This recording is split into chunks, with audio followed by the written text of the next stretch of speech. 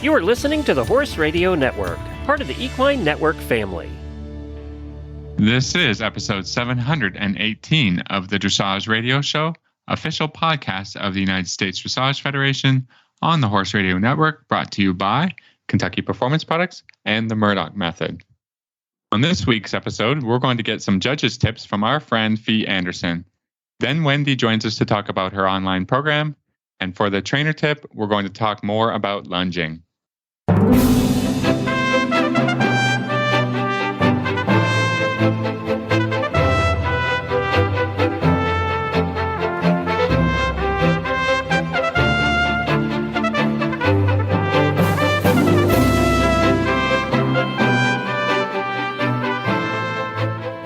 This is Reese Koffler-Stanfield from Georgetown, Kentucky.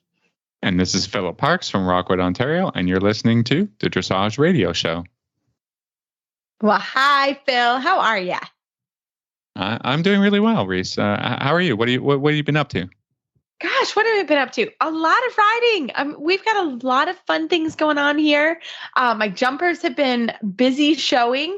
I had a horse jump a 140, which was a big deal. That was pretty exciting. This is a horse I flatted for about a year, and he was really tricky, and it took a while. Actually, my friend, who's my neighbor, was literally like, "Please take him and return him when he turns left." So I had him consistently for about 3 to 4 months.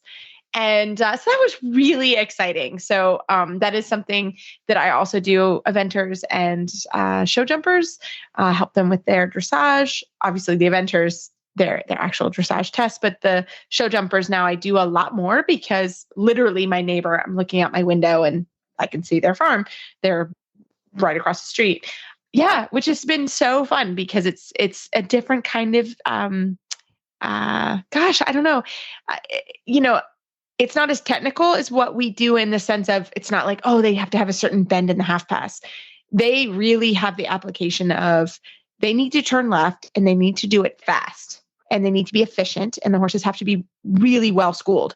So it's been really it's more fun. Yeah, it's more functional than form. So I think that's that's nice because you have they will bring you a horse and just say he's got. I mean, like this example that you're telling me about, it's like he's got to turn left. Well, okay, that seems easy, but then they've been trained undressage, or however you want to say that. Then that can make it challenging. That can make it challenging. Yeah, it's a different challenge. Horses that you're like, oh, that seems simple enough. And then you get on the horse, it's like, oh, it's actually. Oh, he really doesn't turn more left. Complicated. Yeah. Yeah, he really doesn't turn left. There is zero suppleness and zero rhythm. So that's been kind of a new challenge for me. And it started about, what would you say, Phil? Like a year and a half ago, 2 years ago, when my neighbors moved in. I have a very good show jumper behind me. So we really enjoy working together. It's been really fun. Something different for what we do, but something I've really enjoyed. So that's been super fun.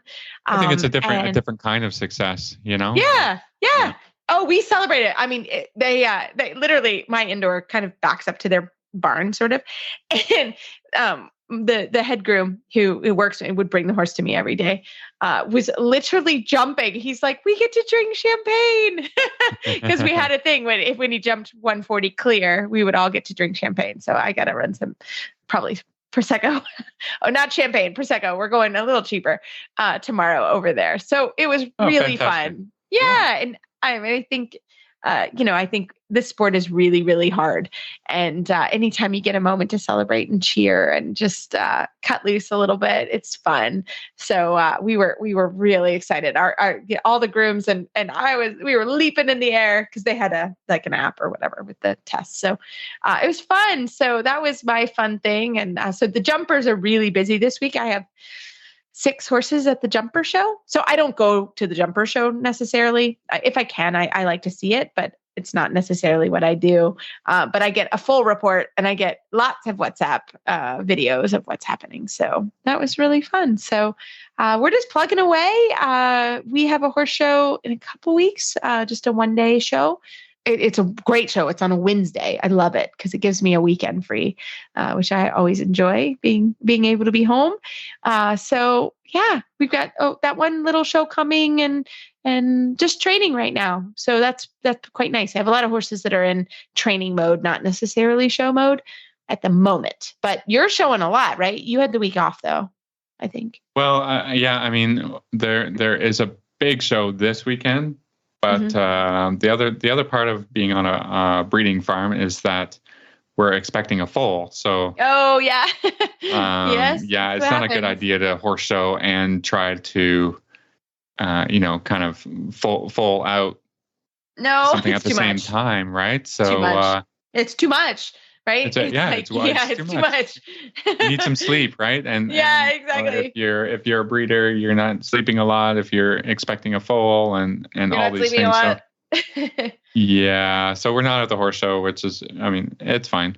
There's more to come. I actually really prefer to train and make things more perfect. Yeah. So another couple weeks to do that is fine.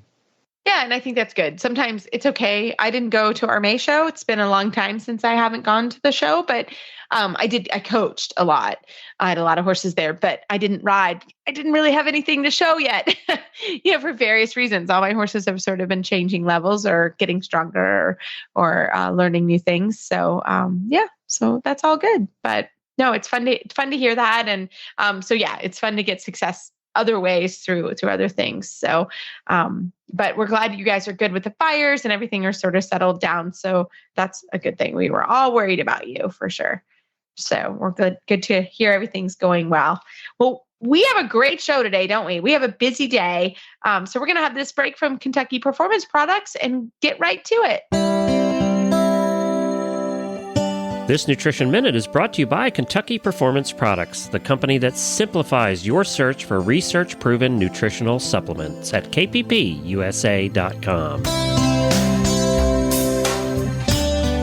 Did you know that easy keepers and horses on restricted diets are often at risk for vitamin and mineral deficiencies? Most easy keepers are maintained on hay, and some get a few handfuls of grain a day, and most of these horses get little to no green grass. Diets that don't include significant levels of green grass or recommended amounts of fortified concentrates just don't supply enough vitamins and minerals. Many horse folks don't realize that hay alone, even high-quality green hay, is not an adequate source of many vitamins. For example, when grass is cut and dried for hay, the vitamins quickly lose their potency. 70% of the vitamin E found in grass is lost in the first week after it is cut for hay. One way to ensure that your special needs horse is getting all the vitamins and minerals he needs is to add a vitamin and mineral supplement to his diet. A well-balanced supplement will provide the nutrients your horse requires without adding unwanted calories, starches, and sugars. Microphase, made by Kentucky Performance Products, is a vitamin and trace mineral supplement that bridges the gap in your feeding program. With Microphase, your horse receives adequate and balanced vitamin and mineral nutrition without unwanted calories or other ingredients. The minerals in Microphase have been chelated, a process that protects minerals during digestion and increases their absorption in the intestine. Microphase provides vitamins, such as vitamin E, in a natural form, so your horse receives optimal results from this supplement. This Nutritional Minute has been brought to you by Kentucky Performance Products. You can find all of their terrific products at kppusa.com. Well, tonight, back by popular demand, we're so happy to have Fie Anderson on the line. She's an FEI rider and trainer, and this is her celebration of becoming a large R judge. Fie, welcome back to the show. Thank you so much. Well, of course, as your celebration, I immediately texted you, congratulations, when can you come on the show? So I'm thrilled to have you back. Thank you. Yeah, I'm happy to be back. It was a lot of fun last time. So maybe, sorry, I was just going to say, maybe you could tell us the progression of the levels of judging, because, maybe people don't understand, how that works, or, what does a large R mean? A large R allows me to judge through fourth level in recognized competitions in the U.S. If you have a small R license, then you can judge through second level. And with the S license, you can judge through Grand Prix. Got Okay. it. So how long are you an R judge? Like, are you going to be a large R? Or are you going to move on to do the S as well? So hopefully I'll move on to apply to an S program when I have fulfilled the requirements.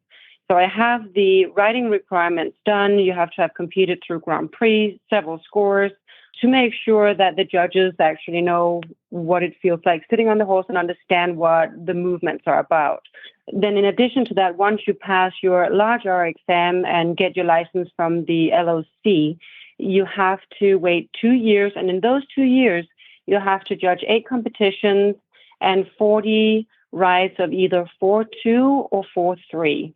So we want to make sure that the judges have enough experience to move on to the next level. So everybody, don't forget to ride 4-2 or 4-3 at a competition because the judges need it. A lot of us will skip that, and so that's bad for you guys. It was very hard, but I have to say the test writing committee has done an amazing job rewriting 4-3. It rides so well. I judged it just last weekend, and the riders did a great job with it. Horses looked fantastic. It's a much more horse and rider friendly test. The Canada Tour was a little long on the old one, and the new one is just outstanding. That is great to know because we did do a test riding. We went through all the tests, and that was a big one. They made some big changes there because it was quite a difficult test.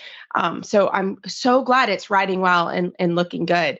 So because I got you in advance, you made a great list. You were judging this weekend, and you made some great notes for us. So we're going to get started because these are phenomenal. Everybody get a pad and paper out or your phone because these are great notes to take. So I'm going to let you start with your list.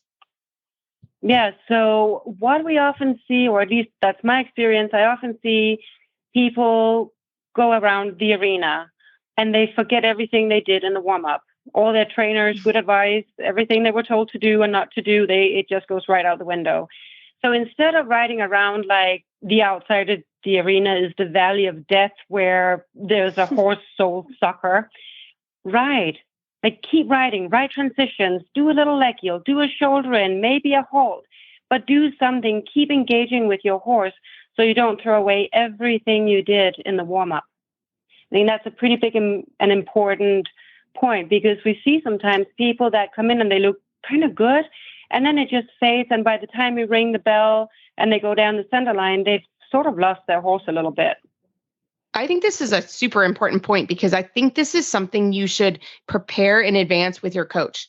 What do you guys think? I mean, you need to know when you go down that center line. That's exactly what I was just about to say, is make a plan with your coach that you know what you're doing around the outside so that it flows nicely from your warm up, your preparation, and then right into, what are you doing outside the ring and how are you going to enter, on what rein are you going to enter? Like all of these things are very important. Mm-hmm. Absolutely agree. And it's something that I practice with my riders at home before we go to a show.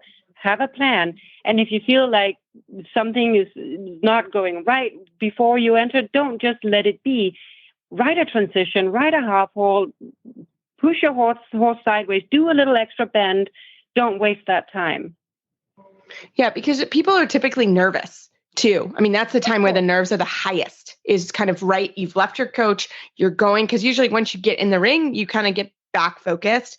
But I found, and myself too, that's your time where you're like, whoa. So I think having a plan, knowing exactly what to do is super important. So I love that tip.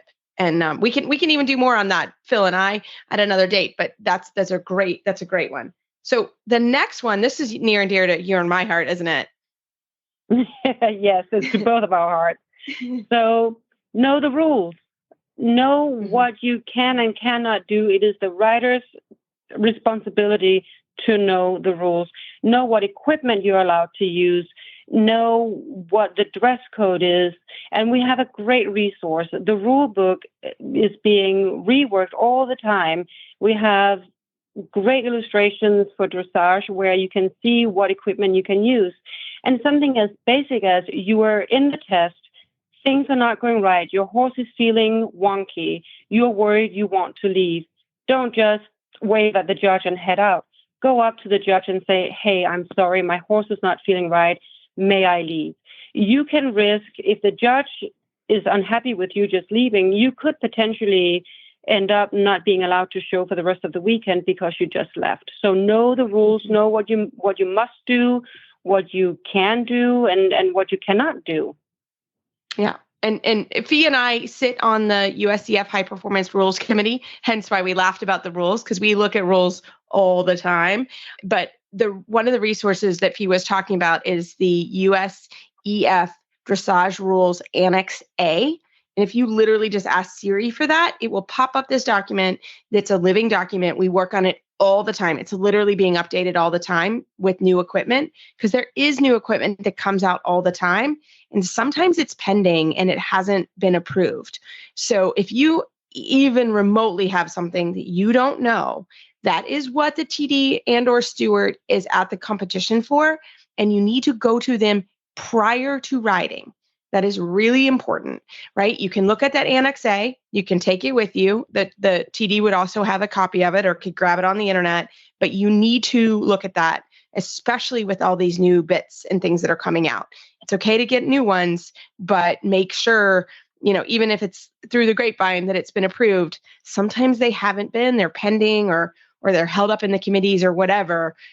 So that's a great resource, especially for equipment and for dress code, et cetera. And adding to that, equipment's also, we also sometimes have to follow FBI rules and take bits that were allowed out and then they are no longer allowed. So it's just really good to start show season by looking through the Annex A. It is a wonderful resource we have, and it makes it a lot simpler. And if you can't find your answer there, then you can email USEF and ask for a rules clarification. You need to state what your question is clearly so it's easy to understand. And Alina that looks at those emails, she's amazing. She'll get right back to you with her interpretation of the rules. And then you would want to print that piece of paper and bring to the show, because if you were not sure, then maybe somebody else is not sure either. And if you are asked if you know that that's legal, what you're doing, you could say, hey, I got this from USEF.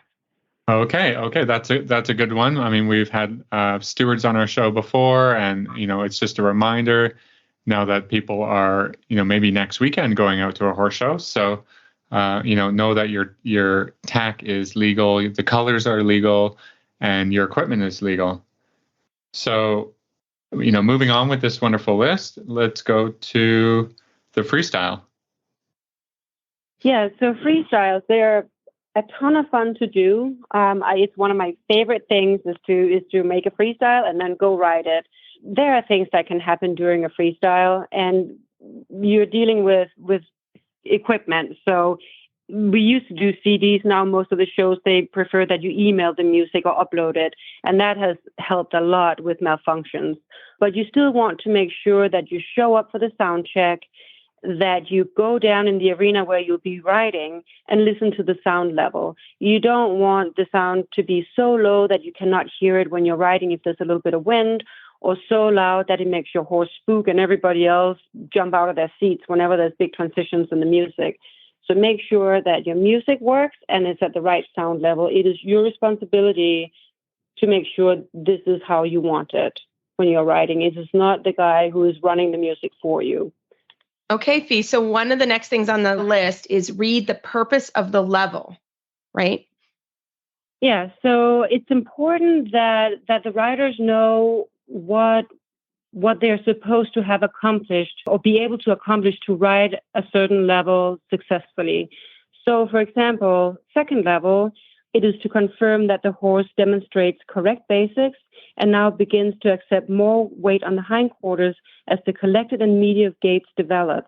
A greater degree of straightness, suppleness, trueness, and balance are required to perform the movements with ease and self-carriage. So if people are not aware of this, they may think that they can go in and ride through the patterns instead of movements and be successful. However, that becomes pattern riding. To do a good shoulder in, you have to have some level of uphill balance. right? And without engagement, it's going to be hard showing the medium gaits correctly. So when people go in on a horse that's more suited for training or first level and ride the second level test, they are not going to get good scores. And it's because they are not fulfilling the purpose of the level, if that makes sense. Yeah, I mean, absolutely. You've got to be developing the horse, consistently along the training scale and showing that the horse has better balance and more ability to carry behind and, more swing and suspension. There's just more of everything instead of just trying to steer around on a second level pattern. Exactly. And I think sometimes people don't quite understand that is a very important part, and it's stated right on the front of the test sheet, purpose of the level. And if you read that, and then also if you know where your coefficients are in the test, and you make sure that these are movements that you're really comfortable with, you can go in and write a lovely test. And if you have problems in all of your coefficients, you can still end up with a really poor score. And it's just a silly way to lose important points in the arena. A thing I like to ask my riders to do when we start talking about showing and when we're schooling new movements, I send them to read the rule book. The movements are all listed there and how they're supposed to be executed. And I have them read the directives that is also on the score sheets. It gives them good ideas of what the judges are looking for and what the correct movement looks like. So I find it helps them understand what we're working on better. Right. And I'm just going to add, because a couple of years ago, USDF, it's been more than a couple, they only literally print the patterns. So you have to go to the USEF, or you have to look for the actual test sheet, like Fie was saying, because that's what has the directives on it. And that's the one you really need to really study and read and make some notes. And like you said, go to the rule book. We have tons of resources if you want to ride shoulder in. So you do need a minute to study your test. So again, so it's really easy and you understand what you're going for, because it is easy to lose points, places, like for transitions, for example. And I always try to remind my students, remember when you pick up the canter, that has a number to it. Everything you do gets a score. So you may be really focused, let's say, on the shoulder in, but you forget your center lines or whatever it may be. And that can really affect the numbers on your test. So I think that's really just so important to remember. It's a great reminder.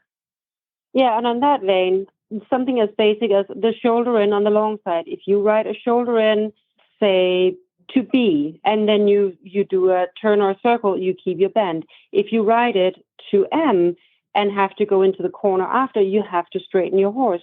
Those are details that we consider that as a modifier when we judge. So if you do everything to the book or everything to the description of the movement, your score will be higher. If you miss some of the details, it will affect the score. Or if you are between a 6.5 and a 7, you might end up with a 6.5 if your modifiers are not great. Yeah, I mean, it's up to you to be, to kind of be educated and be working on not just the doing things, but doing them correctly, practicing at home correctly for their purposes of suppling and working on the training scale within the movements. Absolutely. Yeah. Well, Fie, what's our next one? So this is a little bit of a pet peeve of mine. I love when people go in and post in their test if it's better for their horse, if their horse moves better through the back. I love when people post. I have no problem with it in the test where they're allowed, of course. However, when you do your leg yield at first level, I have done it posting on a horse that got a little tight coming out of the corner into the long side. I was like, ooh, better stay posting, make that back nice and supple. But then if you come into a 10-meter circle afterwards, you might want to make sure that you're not posting on the inside or sitting on the inside diagonal, because that can bring your horse off balance. Now, we don't have correct or incorrect diagonals when we judge and people are posting the trot. We don't, unless it affects the horse's balance negatively. Then it could be counted as a modifier, or you could just get a note that perhaps sit on the other diagonal to improve your horse's balance.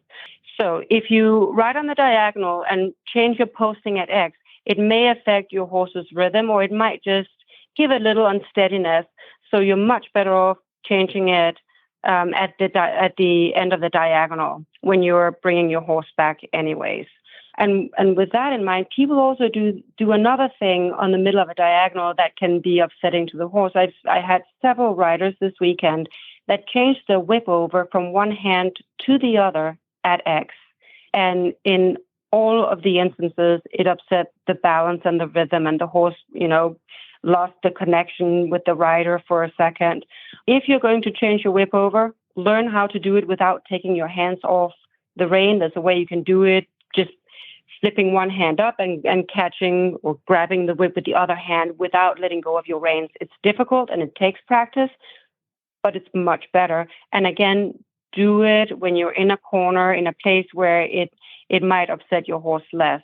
I think that's what I have to say about those two things. No, I love it. Oh, and I love a pet peeve. Oh my gosh. Yeah, everybody is. I just love it. I agree with the posting diagonal. Like, oh, please post on the correct diagonal. It's like my biggest pet peeve. And know when to change it. Again, that's in your practice of the test of when you change it, especially for those leg yields, because you need to be paying attention if you're posting. I love it. Well, and that goes into, everyone knows my pet peeve, accuracy and geometry. That's on the list. And I am totally with you. That is like my big soapbox. If people listen to the show, they hear me say it all the time. I'm like, please be accurate. So I'm with you on that one. When I sit in the box, I root for my riders that are in front of me. I want them to do well. And there's nothing that is, well, there are more, upsetting things, but it is so upsetting to see somebody who's going in there with a nice, steady test and then not one round circle. They're either too shallow or too wide. Corners that are not deep enough that they can leave for a diagonal at the appropriate spot. It's just so silly to leave so many points behind because the geometry and the accuracy is not there. Transitions that need to happen at a letter should happen at the letter or very close by at the letter. Leg yields, half passes, shoulder ins that start too soon or end too early so they can go into the next movement. Ride accurately. It is not hard if you practice it every day at home. And it's a good practice because it also tells you something about how good your training is. If you can't ride a shoulder in from letter to letter or your half pass from letter to letter, then you need to visit the submission of your horse or your aids and figure out, why am I not able to be accurate, and make your training better so your horse can go better. 100%. And maybe it's not time to go to a horse show yet.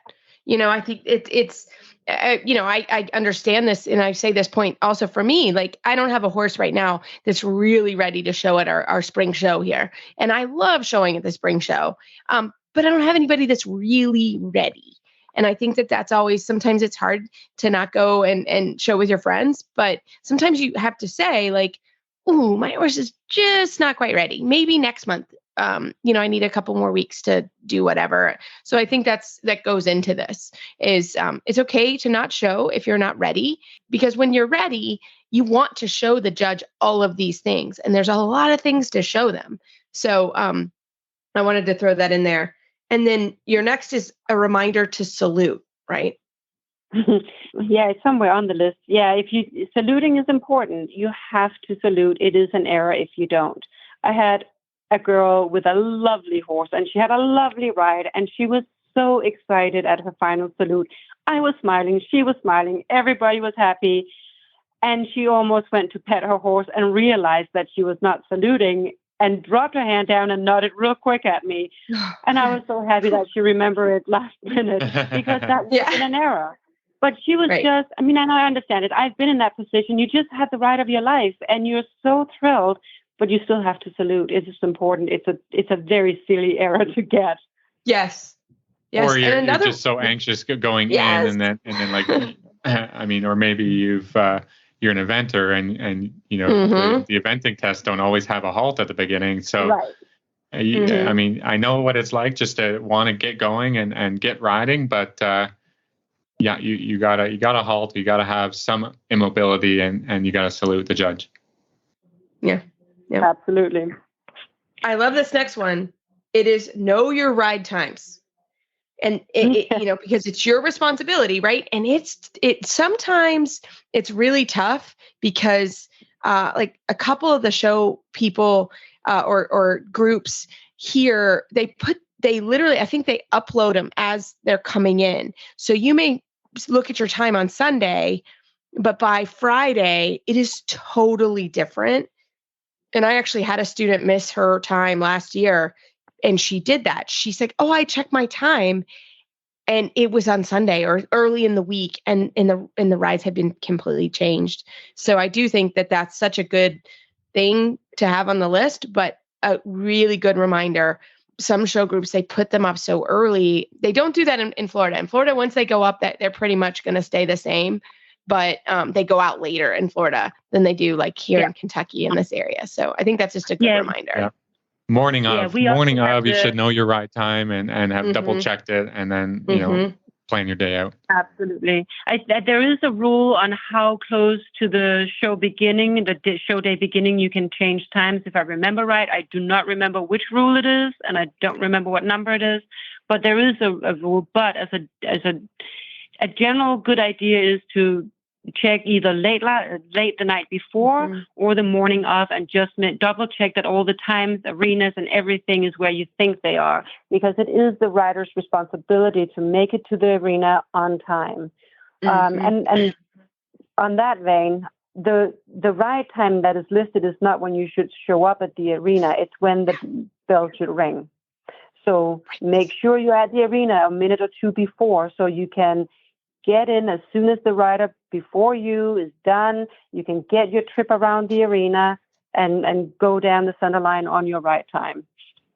Yeah. The other thing on that note is just, if you know like a couple of the riders before you, or, like their numbers, at least, maybe not their names or their horses, but you kind of have to kind of be your own steward. Yeah. Don't make people chase you. Right. As people, like, as you're warming up and people are going in, like that's your responsibility, right? You can't blame someone else because you didn't know, so-and-so was before you or not before you.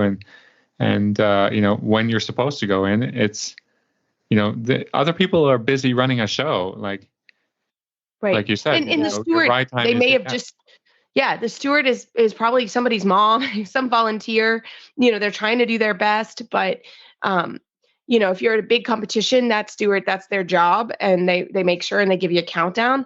But at your local shows, somebody may have handed somebody a clipboard because they went to the restroom. It's, you need to be paying attention yourself, or, we're all coaches. I certainly try to do that for my riders, or know, okay, you follow the bay horse. But, this happened at our local horse show a couple of weeks ago. They were running super behind, and we had checked, but they were like, "Oh, we're going to catch up." Well, they never caught up, and actually the judge was taking longer. So it is a good idea, if you're around the horse show, maybe just pop in and see if the show's running on time or what's happening. I think that's also important, because that does happen as well. Again, everyone's trying their best, but it is what it is. Yeah. Well, I think we all, as judges, we hate being behind. It is awful. We feel so bad for the riders that then end up having to warm up 10 minutes longer, 15 minutes longer. And I will not, if I'm behind and I have a break coming up, I will not take my break. I will catch up instead. And I don't know any judges that don't do the same. We are also type A. We prefer to run on time. Yes. And everything the way it should be, right? I think that's a part of being a dressage rider. We are type A and like to have things the way they should be. Time. Yeah, exactly. And your next point I love, clean and tidy. It doesn't mean expensive. I think that's a wonderful thing. Yeah. We know that you don't have to have your horse braided. It doesn't have to be a big deal. Show up with a clean horse. Everybody can do that. Braids look great. You don't have to braid, but if you know how to braid, it looks beautiful. Clean pants, clean boots, and a jacket. it's not, I mean, it's not hard to show up and look like you want to be there and that you're proud of your horse and you're proud of being at the show. I like to see a horse and a rider come down the center line and you can see they made an effort to show up and make a good impression. That's just nice. Mm-hmm. Yeah. And it's amazing. I know because I'm not a judge, but I try to scribe a couple of times a year, and it is amazing what you see and the difference when someone shows up the way they should. I mean, you're like, oh, wow. Okay. It gives you that feeling, and you don't know what kind of boots they have on. You just know they have boots on and the boots are clean. You know what I mean? You can have the fanciest boots that are muddy and disgusting versus any kind of boot. It doesn't matter at that point. It just is it clean? Check. I think that's just really important to remember. Yeah. And it's, of course, horses get dirty in the warm-up. If it's rainy, that socks get muddy. But if it's a nice, beautiful, dry day, if you have a horse that's covered in poop stains, it does not look good. It just doesn't. But we also understand, I mean, we're all riders. We also understand that if you were out in the rain warming up, slogging around, your white pants are going to have mud stains and so are your boots. And that's okay. But the premise of making an effort to look nice and tidy and clean, it goes a long way. It's the first impression. Yeah. Yeah. No, I love that. And the next one's also an impression. An unbraided forelock generally indicates you are riding a stallion, right? Yes. It seems like that's going by the wayside a little bit. As you know, I like my stallions. I like riding stallions, and I never braid their forelocks because it's the one way I can communicate other than them screaming and being ill-behaved at times. But it's the only way I can really communicate to the other people in the warm-up that I'm on a stallion and they might want to give me just a little bit of space if the stallion is a little up. And so when people think it looks pretty when their horse has a big full forelock and they leave it unbraided, it takes a little bit away from the people that ride the stallions and leave it unbraided to signal to other people that they're on a stallion. No, I think that's a good one. And I mean, I like when people are, kind of riding, I think it's generally sensitive mares, and they put the red ribbon in the tail, Absolutely. That's legit a safety issue, right? Yeah. A horse that kicks, put that red ribbon in. We don't want another horse to get kicked or a rider to get kicked by a horse in the warm-up. So signal if your horse has an issue and you can legally or within the rules signal that, then do it. There's no shame of putting a red ribbon in a tail. If you have a kicking horse, let everybody else know so they can stay clear. Exactly. Please do. Please. That's important. Yeah, we want everybody to go out and have fun and be safe. And your final tip, these have been so good. Your final one is know where your arena is. This is a good one. Yes. I mean, we have some big shows. I mean, I'm from the Northeast, so we have the showground at Hits, and we've had shows where I think we had 8 or 9 arenas running at the same time. That can be a little bit confusing. It's high traffic, lots of stuff going on, announcements everywhere. If you don't know where your arena is, what number it is, and what time you're supposed to be there, good luck. You're going to get lost because it can take almost 10 minutes to hack from the far barn to the far arena. So get a good understanding of the layout of the showgrounds on schooling day so you know where you're going on the different horses on the different days. It just makes life a lot easier. And if you accidentally miss your ride time and you end up a no-show, that can eliminate you from your subsequent rides that show. So it's important not to be a no-show. And it's also a waste of money. You've spent all that time and effort and money get to a show to then not show up. Right. So yeah, know where you're going. Yeah, know where you're going. I love it. It's as a little aside to that, and when you've got a place where there's two, kind of side by side arena, if you're at a show with a lot of congestion and traffic and whatever, like the arena that you're in should use a bell or a whistle or something distinct from the arena next to it, Mm-hmm. Yeah, most shows are really good about giving us different signals. So a bell and a whistle, or a squeaky toy and a whistle. It's the shows are pretty good about giving us stuff so that our riders don't get too confused. And I often have riders that come up when they present themselves. And I love when they do this. They come up and say, "Hi, my number is," and then whatever. What is your signal? And I'm happy to tell them. I don't think any less of that.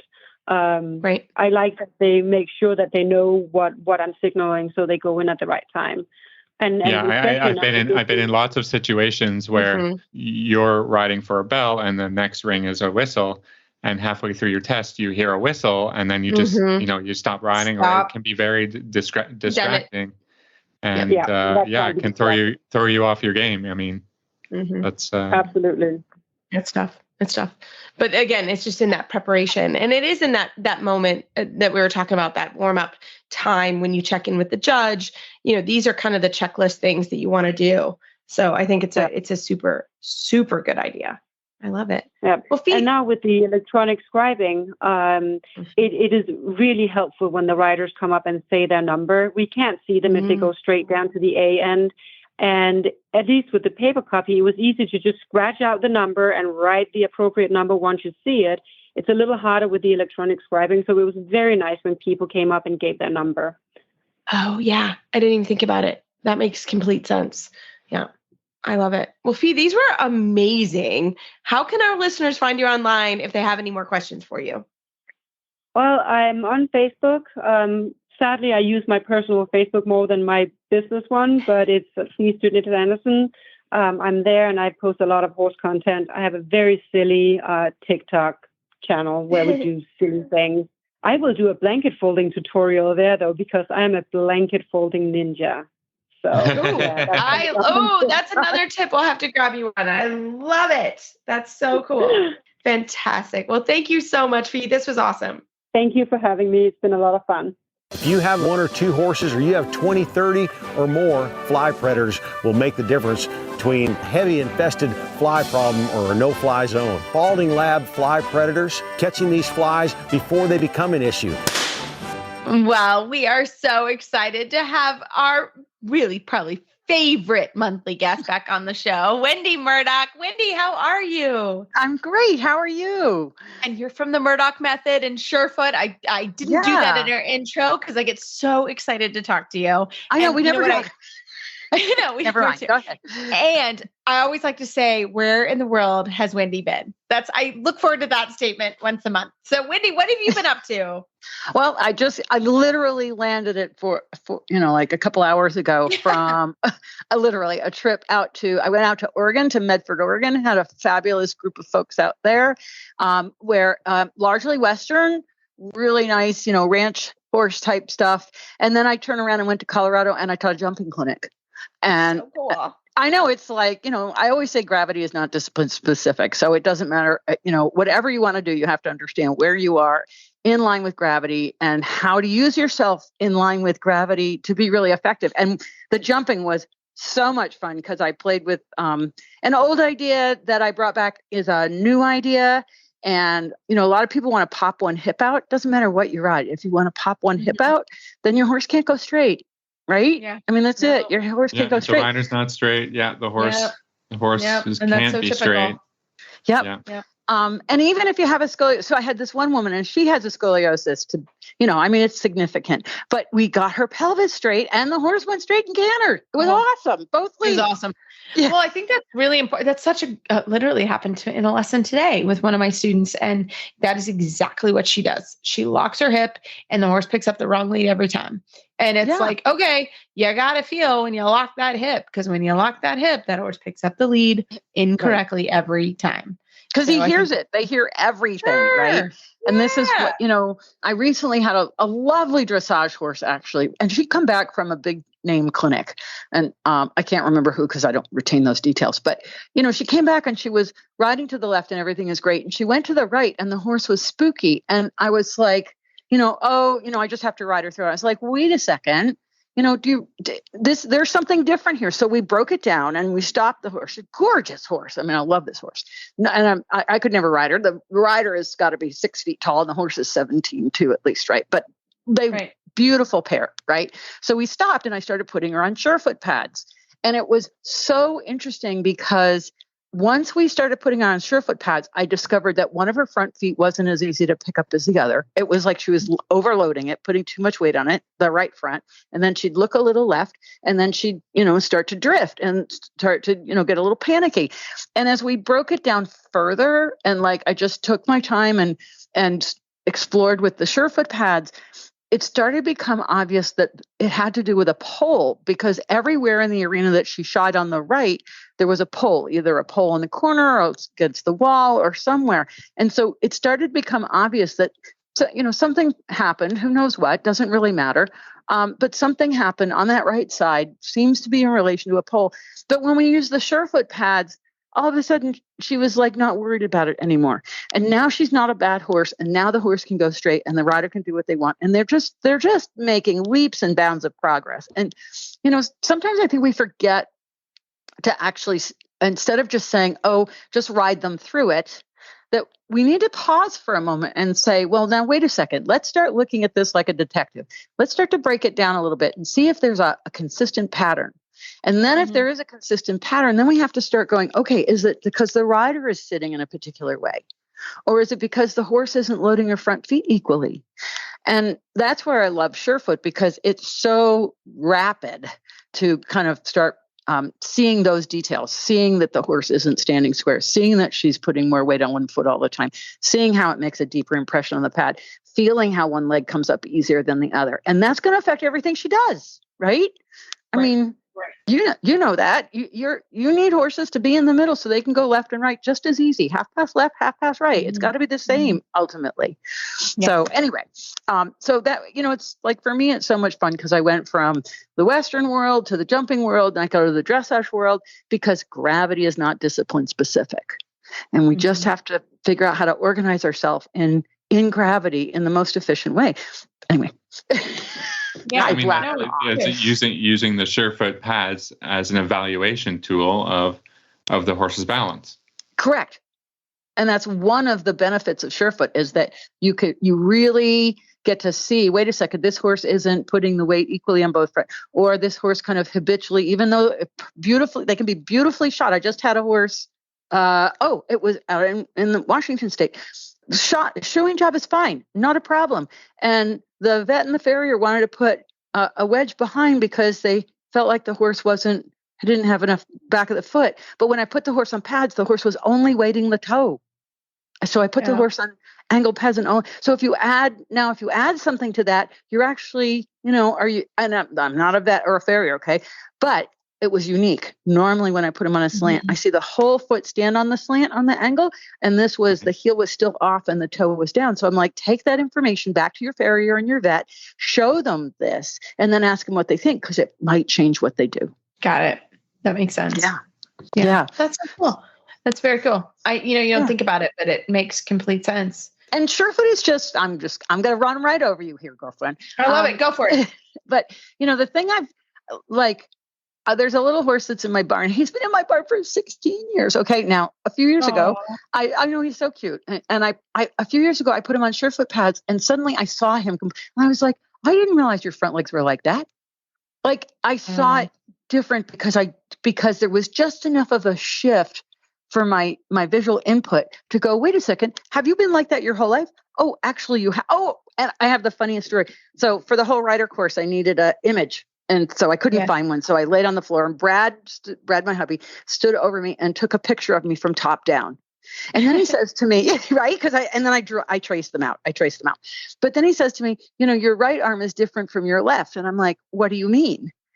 And so I stood in front of a mirror with my palms facing forward, and my left arm is by my side, and my right arm from my elbow out to my hand takes a 45-degree angle. It's like 45? Whoa, that's crazy. It's crazy. And if I rotate my hand so my palms are facing behind me, you can't see it. It doesn't exist. But if I rotate my palm up, it's there. And I broke this elbow in 1988. Wow. And the doctors were worried about getting full flexion. I have full flexion. That's not the problem. When the arm's by my side, it sticks over. And I was like, that was me. I didn't even notice. Right. That's crazy. That's crazy. Well, what else is going on in the whole rider? This is so cool. Oh, we've launched the whole rider course. It's now closed. Yeah. So if anybody wants to join it, they're going to have to wait till the next time I launch it. But it's really awesome. We've been through the prep and the first module, and we meet twice a week live. So we all get on Zoom call and we talk about the lessons, and I add whatever they can ask me all the questions they want. And then I just add to the course what they need, what they've told me they want. So it's great. It's awesome. I'm really, really having a great time. And it's really helping me figure out what my students need, because, I know my stuff, but then they ask me questions and I go, I have to figure that one out. So I'm really excited about that. Yeah, it's great. It's great to get some feedback and to be able to tweak the program or, different way to think about it, so that I know that you're continually improving, all these products and the online stuff that you're putting out there. You want it to be the best it can be. Yeah. So the next time we launch it, all the material that I realize I want to add for this course, then that'll be in the next course. And that's the beauty of being able to record it and, have it in the course. And so, anybody who's ever taken the course, they have lifetime access, so they can always go back and rewatch the videos, or, they're in the Facebook group so they can ask me questions. So it's really cool. It's like being able to spend more time with my students instead of just like 2 days. Like I was just out in doing these 2-day clinics, and I love doing them. Right. But then if they can't capture everything I say in 2 days, I'm gone. But here with the online course, right? Online course, they can go back and listen to me again, because you can only absorb so much information, right? They say it's only 15% the first time through. You can only absorb 15% of new information. I believe that. Right? I believe that. And you've seen that with your students, right? And you come back and you 100%. say the same thing about 5 different times, and suddenly they go, "Oh, that's what you meant." Yeah. I've been there many times, but and not that the people aren't listening or whatever, but they can only process so much at once. Right. And so the beauty of this is they can go back and rewatch anytime they need to, and revisit the lessons and that sort of thing. So I'm really having a great time with it. I'm really enjoying it. That's so cool. Yeah, no. I had that experience today. I went to a clinic with a new clinician. She's a friend of mine, and somebody I really wanted feedback on what was going on with my horse. And, but it was so funny because she had so much to tell me, and I was really in the student role, right? I was in that kind of vulnerable, like, I'm riding with someone new. I'm at a new place. It's an Olympian's place. It's beautiful. Thankfully, my horse was really good, but still, it puts you in that position of what it's like, again, to be a student. Yeah. And trying, it was so funny because she was giving me this clinician was giving me directives, and I was trying so hard to do what she wanted, but I was missing the time, Right. And so because I was trying so hard to do what she told me, and it was really hard for me. And it was a lot of coordination that I was really struggling with. And she was cute. She was like, you'll get this when you're home by yourself. And, it's not all this other stuff, but it's good sometimes to be put in that position because you feel it and you're like, oh yeah, okay. This is the position my students are put in as well. And so I think for all of us professionals, I agree with you. deal. I think as a teacher, we should always go back and put ourselves in the position of the student. Yes. And it doesn't 100%. matter. It could be knitting, right? It doesn't matter what the activity it doesn't matter. is. It doesn't matter. It's just learning something that you haven't learned before, or learning it. And it's hard. Yeah, it's hard. And she's telling me stuff and then telling me something new, and I'm trying, and it's that really, I'm like, at one point I was like, am I actually holding the reins correctly? Like, I don't even know what's happening. I just stopped and started laughing. I was just like, hold on a second. I need to regroup. I am trying really hard to do what you tell me, but it's Exactly. And so there's that whole court, like trying to process the information, trying to make your body do with the information. So when you have more time, you can process that. You can take bits and pieces. You can work on those bits and pieces, and then you can start organizing it all into one thing, right? I mean, that's what learning's all about. I love it. Well, that is so cool, Wendy. Well, if people want to know how to sign up for the next whole rider course and about Surefoot and all the things you're doing, how can they find you online? So I am in the process because I realize how confusing I am. We love you. Right. But I've got so many different things going on. So I am working on putting it all under wendymurdoch.com. That's my goal. So, so I can put the Surefoot stuff and the Whole Rider course. And I mean, you can go to thewholerider.com. You can put in that URL, and you can go to Murdoch Method to see stuff there. But now that I've launched the course, my next goal is to put everything in the house of wendymurdoch.com, which I own. I just haven't used it. But in the meantime, I just want to say that for the 4th of July, we're going to do free shipping on Surefoot pads. Awesome. So, when does it start? I think it starts on the Friday. I don't have my calendar because I just got off the plane. International shipping? No, sorry, just good question. No, we love you. Yeah, Sorry. No, it's so expensive to ship international. But we have a distributor in Canada, so Two-Touch Canada. But USA only, free shipping. I think it starts on the Friday. 4th of July is a Tuesday, so we'll run it Friday through Tuesday. They just need to go to shop.surefootequine.com. That's shop.surefootequine.com, or they can go in through Murdoch Method too. They can go to the shop under Murdoch Method. Yeah, so we do that every year. We do free shipping for 4th of July. We only run that twice a year. So if people have been hanging back, now's your chance. Now's your chance. Do it. Yeah. Love it. Well, Wendy, as always, we love having you on, and we hope you have a great month. We can't wait to talk to you next month. Yeah, you too. I think this is next month. Where will it be? I'll be somewhere. See, I get to ask that question. I hope so. It's my favorite. It's where in the world is Wendy? I will be somewhere. Cool. We'll play the game again. Yeah. Okay. I love all it. right. Yeah, Awesome. we get to play again. Awesome. Yep. Thanks, Wendy. We'll Thanks, talk to you guys. soon. Take care. As horse owners, we spend a lot of time on the road. Let US Rider help keep you covered. Our equestrian motor plan offers fast, reliable, nationwide service from our highly trained roadside assistance team. 24/7 coverage for both you and your horse.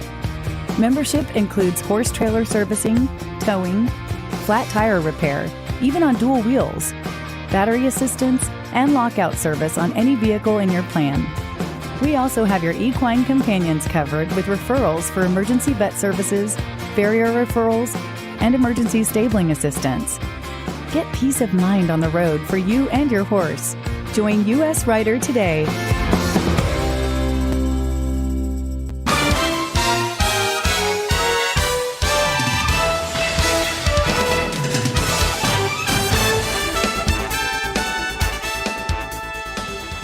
So, Phil, this is lunging trainer tip 2.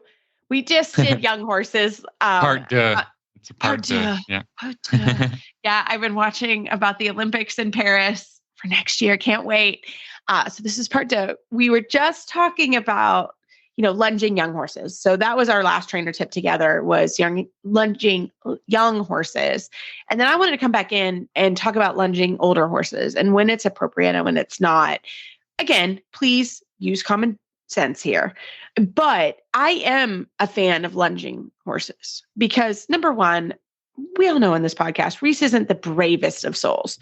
So today we had a 30-degree temperature drop. I have one horse that gets a little cold backed. That sucker was on the lunge line, right? He came out, it was a little bit hot. And here's my feeling on that. I am totally capable of lunging, of working that horse. However, I would prefer to get on that horse after the horse is a little bit more warmed up and the back's a little bit more supple. So I see people, and this, I don't want to generalize, but I'm going to say this. I see this a lot with event riders.